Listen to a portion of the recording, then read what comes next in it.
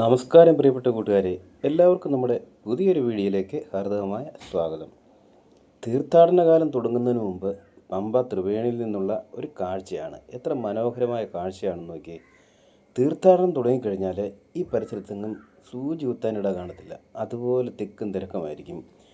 ഈ സമയത്ത് നമുക്ക് പമ്പയിലേക്ക് വന്നു കഴിഞ്ഞാൽ ആ പമ്പയുടെ ആ മനോഹാരിത മുഴുവൻ നമുക്ക് കണ്ട് ആസ്വദിക്കുവാനായിട്ട് സാധിക്കും. മഴക്കാലമല്ലാതിരുന്നിട്ട് കൂടി പമ്പയിലിപ്പോൾ നല്ല വെള്ളമൊഴുക്കാണ് കേട്ടോ. കുത്തിയൊഴുകുന്ന പമ്പയാണ് നമ്മളിപ്പോൾ കണ്ടുകൊണ്ടിരിക്കുന്നത്. 2018 വെള്ളപ്പൊക്ക സമയത്ത് ഈ കാണുന്ന ഭാഗം മുഴുവൻ വെള്ളത്തിനടിയിൽ പോയതാണ്. എന്തായാലും ത്രിവേണി പാലത്തിന് മാത്രം വലിയ കേടുപാടുകളൊന്നും അന്ന് സംഭവിച്ചിരുന്നില്ല.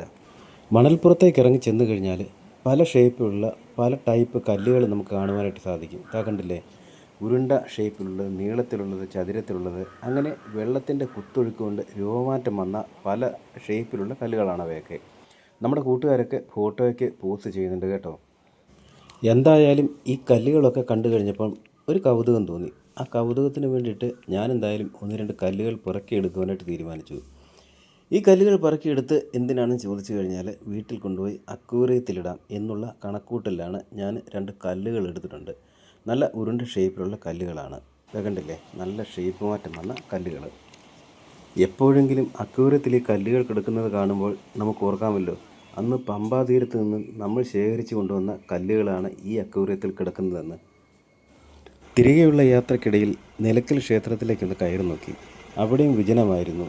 കണ്ടില്ലേ, ഇതുപോലെയുള്ള കാട്ടുപന്നികളൊക്കെ അതിലെങ്കിലും നടപ്പുണ്ട്. നേരിട്ട് ചെന്ന് ഫോട്ടോയും വീഡിയോകളും ഒക്കെ എടുക്കാനായിട്ട് അല്പം പേടിയുണ്ടായിരുന്നെങ്കിലും അത്യാവശ്യം 1-2 ഫോട്ടോയും വീഡിയോകളും ഒക്കെ ഞാൻ എൻ്റെ ഫോണിൽ പകർത്തിയെടുത്തിട്ടുണ്ട്. ശബരിമലയിലും പമ്പയിലുമൊക്കെ കാണുന്ന കാട്ടുപന്നികൾ അങ്ങനെ ആരെയും ഉപദ്രവിച്ച് കണ്ടിട്ടില്ല. എന്താണെന്ന് ചോദിച്ചു കഴിഞ്ഞാൽ ഒരുപാട് തീർത്ഥാടകരെയൊക്കെ കണ്ട് ഇണങ്ങിയ കാട്ടുപന്നികളാണത്. ഇവിടെ 2 പേർ തമ്മിൽ ഇടിയുണ്ടാക്കാനുള്ള പുറപ്പാടാണെന്ന് തോന്നുന്നു. ഇവിടെ ഒരുപാട് പശുക്കളും മൂരികളും ഒക്കെ ഉണ്ട് കേട്ടോ. ഇവിടെ ആരെങ്കിലും വളർത്തുന്നതാണോ അതോ ഇനി ആരെങ്കിലുമൊക്കെ ഈ നിലയ്ക്കലും ക്ഷേത്രത്തിലൊക്കെ മറ്റേ നടക്കിരുത്തുന്ന പശുക്കളൊക്കെ അല്ലേ, അതാണെന്നും അറിയത്തില്ല. അതുപോലെ തന്നെ ആടുകളെ കണ്ടില്ലേ, ഒരുപാട് ആടുകളുണ്ട് കേട്ടോ. എന്തൊക്കെയായാലും അവയെല്ലാം ഇങ്ങനെ സ്വൈരവിഹാരം നടത്തിക്കൊണ്ടിരിക്കുകയാണ്.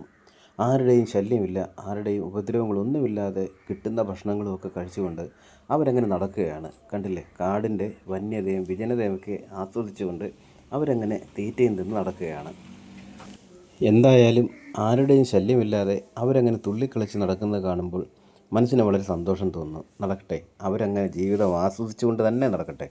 മഴയില്ലാതിരുന്ന സമയമായതുകൊണ്ട് പമ്പയിലെയും നിലയ്ക്കലെയും ഒരുപാട് മനോഹരങ്ങളായ കാഴ്ചകൾ കാണുവാനും അത് ആസ്വദിക്കാനും എനിക്കും എൻ്റെ കൂട്ടുകാർക്കും സാധിച്ചു. കാഴ്ചകളെല്ലാം കണ്ട് മനസ്സ് നിറഞ്ഞ സന്തോഷത്തോടെ ഞങ്ങളിനി തിരികെ വീട്ടിലേക്ക് പോവുകയാണ്. ഈ കുഞ്ഞു വീഡിയോയ്ക്ക് ഒരു കുഞ്ഞിലേക്ക്